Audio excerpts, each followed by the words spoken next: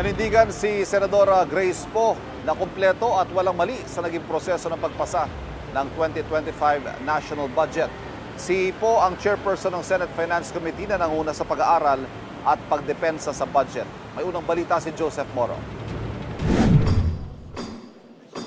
Bilang chairman ng Senate Finance Committee, si Senadora Grace Poe ang nanguna sa pag-aaral at pagdepensa ng panukalang 2025 national budget.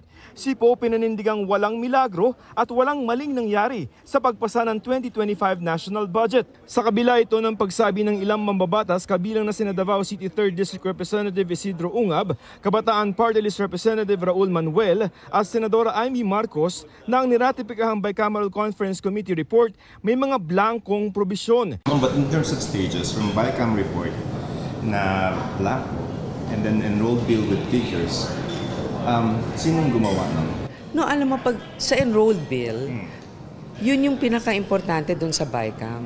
Wala namang blanco doon and all the totals have already been verified and in fact, nung na-enroll yon, wala namang blanco. Sa tama naman talaga yung sinabi din ni Senator Cheese, which should really be a reference. In fact, also the President has seen, wala naman kaming mga blanco dun sa na-enroll bill namin. Si Marikina Representative Stella Kimbo naman ang Vice Chairperson ng House Appropriations Committee nung ginagawa ang 2025 budget at acting chairman ngayon. Sinubukan namin siyang tanungin tungkol sa issue. Between the BICAM and then the enrolled, at what point did the figures come in? Yeah? Ba't tayo na sumagot? Bakit tayo sagutin? If it's just a procedural thing for Congress. Nasagot na lahat. Paano, ma'am? Sige po, let's wait na lang po sa... Na-explain na lahat. Ha? Na-explain na lahat.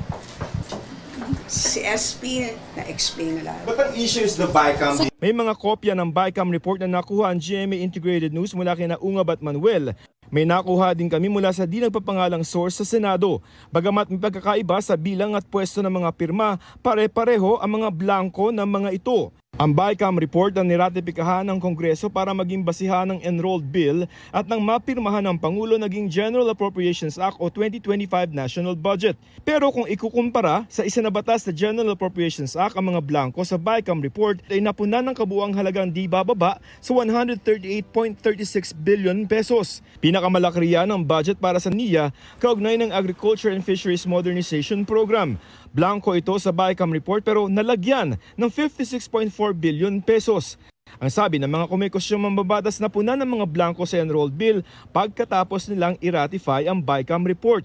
Kaya tanong nila sino ang gumawa nito? From BICAM, ang nagda-draft, Senate or Congress for the enrolled bill? Both. Meron technical working group that actually consolidates both the reports of the House and the Senate. When we have completed the BICAM report and we submitted it as an enrolled bill, it was complete.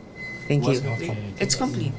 Sinabi naman ni Senate President Chisa Escudero na may probisyon sa Bicameral Conference Committee report na kung may kaibahan ng BICAM report at ang enrolled bill ang masusunod. Naghahanda na ang ilang grupo na questionin sa Korte Suprema ang legalidad ng 2025 national budget. Ito ang unang balita. Joseph Morong para sa GMA Integrated News.